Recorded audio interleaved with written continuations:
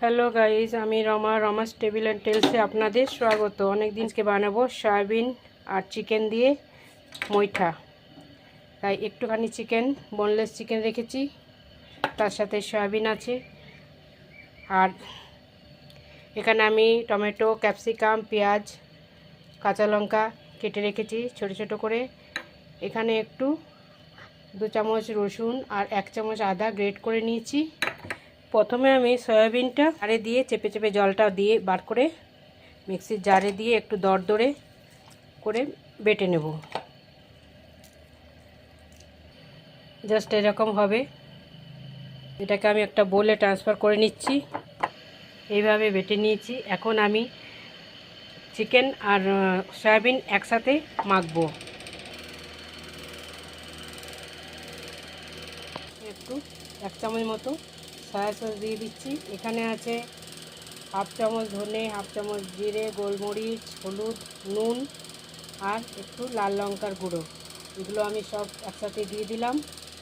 দিয়ে দিচ্ছি 1 চামচ মতো গ্রেট করা রসুন আর হাফ চামচ মতো আদা, হাফ চামচ মতো কর্নফ্লাওয়ার দিয়ে দিচ্ছি আর টেবিল চামচ ময়দা। সব উপকরণগুলো আমি একসাথে হাত দিয়েই মেখে নিচ্ছি, কারণ মাখানোটা হাত দিয়েই ভালো হয়। মাখানোটা এভাবে হবে।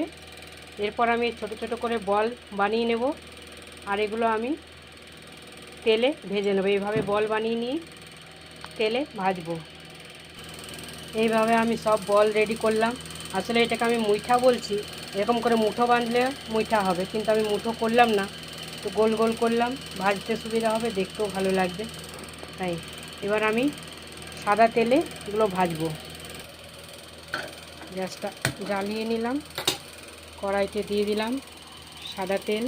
দেখতেই পাচ্ছ তেলটা গরম হয়ে গেছে। এরপর আমি এই বলগুলো সব ভেজে নেব। দেখুন কি সুন্দর সোনালি হয়ে ভাজা হলো। এরকম সোনালি করে ভেজে নিয়ে তুলে নিলে বলগুলো রেডি হয়ে যাবে। হয়ে গেছে আমার এই বলগুলো ভাজা হয়ে গেছে। এবার সেকেন্ডগুলো আমি ভেজে নেব এভাবেই। এগুলো এই অবস্থাতেও স্ন্যাক্স হিসেবেও খাওয়া যায়, দারুণ লাগে খেতে। যদি একটুখানি চিকেন থাকে, এইভাবে একটু সয়াবিন টয়াবিন দিয়ে মিশিয়ে কাটলেটও খুব সুন্দর হয়। দিয়ে দিচ্ছি আমি পরের বলগুলো, একইভাবেই ভেজে নেব। সেকেন্ড লটটাও আমার ভাজা হয়ে গেছে। এবার এগুলো তুলে নেব। এখনই কালারটা দেখুন কত সুন্দর, একদম সোনালি হয়ে গেছে। তুলে নিচ্ছি। এদিকে বৃষ্টিও শুরু হয়ে গেল।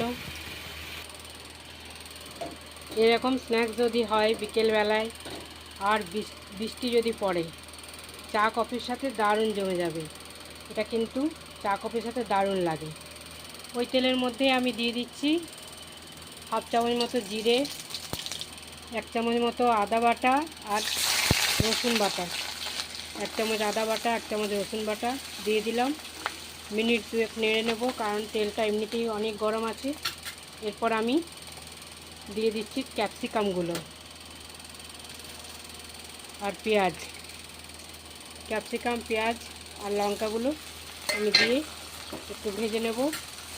তারপরেই আমি দিয়ে দিচ্ছি 2 মিনিট ভাজার পরেই টমেটোগুলো দিয়ে দিলাম। ক্যাপসিকাম, টমেটো, পেঁয়াজ মোটামুটি আমার একটু ভাজা হয়ে গেছে, একটু নরম হয়ে এসছে। এরপর আমি দিয়ে দেবো তো একটা টমেটো পেস্ট করে নিলাম, টমেটোটা দিয়ে দিলাম। তা মিনিট 5 একটু নাড়বো। এর মধ্যে আমি দিয়ে দিচ্ছি জিরে, ধনে, হলুদ আর একটু লঙ্কা। নুনটা আমি এখনও দিইনি, নুনটা আমি পরে দেব। এই অবস্থাতে আমি দিয়ে দিচ্ছি 2 চামচ মতো টমেটো সস। এর মতো আমি দিয়ে দিলাম সয়া সস। টমেটো বাটার একটু, টমেটো যেটা বেটে দিলাম সেটা একটু কাঁচা গন্ধটা চলে গেলে এরপর আমি দিয়ে দেবো বলগুলো। মশলা কষানোর হয়ে গেছে। এরপর আমি বলগুলো দিয়ে দেবো। দেখুন তেল ছেড়ে দিয়েছে।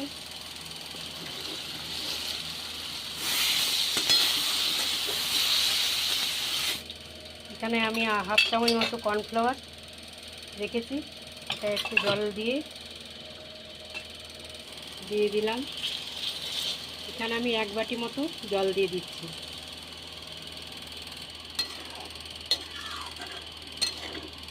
এটা ফুটে উঠেছে। এরপর আমি দিয়ে দিচ্ছি 1 চামচ মতো চিকেন মশলা, গোলমরিচ গুঁড়ো আর 1 চামচ নুন। নুন আমি আগে দিইনি, মাখানোতেই যা দেওয়া দিয়েছিলাম, তারপর তার নুন দেওয়া হয়নি, নুন দিলাম। এরপর আমি দিয়ে দিচ্ছি 1/2 চামচ মতো চিনি, এটা অপশনাল, যারা মিষ্টি খান না দেবেন না, তবে চিনি একটু দিলে টেস্টটা বজায় থাকে, ব্যালেন্স করে। হয়ে গেছে আমার চিকেন সয়া মইঠা রান্না কমপ্লিট। চিকেন সয়ার মইঠা আপনাদের কেমন লাগছে বন্ধু জানাবেন, লাইক কমেন্ট শেয়ার করবেন, আর যারা নতুন আছেন সাবস্ক্রাইব অবশ্যই করে রাখবেন। ওয়াও, দেখতে কত সুন্দর হয়েছে দেখুন। খাওয়াটা তো নিজে নিজে রান্না করে খেতে হবে, টেস্ট বুঝতে গেলে, টেস্ট পেতে গেলে। আর আমার রান্না যদি ভালো লেগে থাকে অবশ্যই বেল আইকন টিপে রাখবেন, আর নিত্য নতুন আপডেট পেতে চ্যানেলটাকে ফলো করবেন। Thank you.